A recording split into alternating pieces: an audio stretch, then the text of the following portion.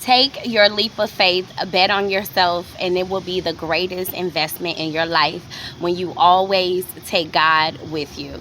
I remember one time in my life, I had an interview, and being a single mother of 6 children, thank God for that.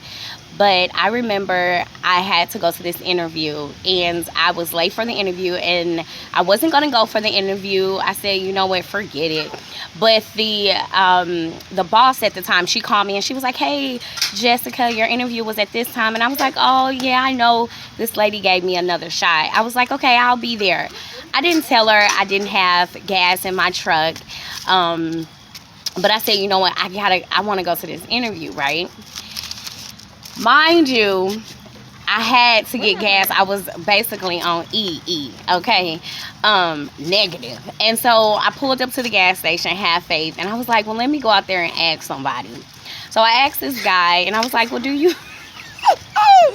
I had to humble myself, but I said, guy, you know, let me just go out there and ask and see. So I asked this guy for some money, and he was like, you know, I really don't have anything. His girlfriend was in the car, passed out.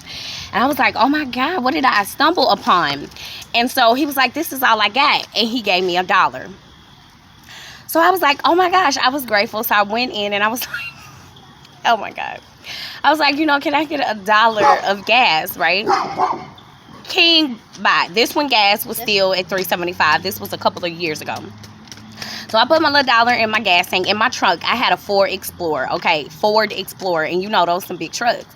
So I just put my gas in. I said, God, I just got to operate on faith. That's all I got, God. So I'm on the highway. I'm driving, getting to work. I got the job. I basically was hired on the spot. Okay, it was good. I got money coming in. I was able to afford the gas, right? Give it her. You can't so, take it.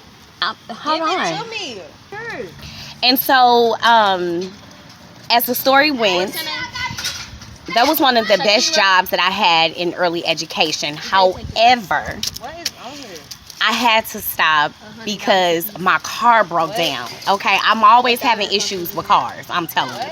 I said, God, you pick out the car and a man for me, because I'm not good at picking out those two things, God. I just give it to God. So I digress. So my car broke down, and I felt bad because I wasn't there for my boss. And my boss, she had just had surgery. And even to this day, I kind of feel bad still, but I prayed about it, and I asked her to forgive me. But I said all this to say is that I had to take a leap of faith and bet on myself.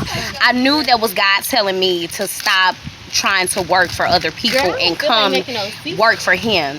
If you think about Psalms 113, one of the last lines is to be a joyful mother, the barren woman. And sometimes you're not going to be able to work. Sometimes barren doesn't mean not having kids. It could mean that right now you're not working. Right now you don't have income coming in, but you're not bare when you have God.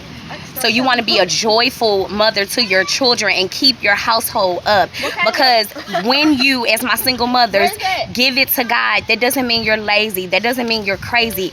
It just means that you are exercising your faith muscles. So take that leap of faith with God, and I can guarantee you, you will always win. This is your life coach, Jess Lovely. God bless.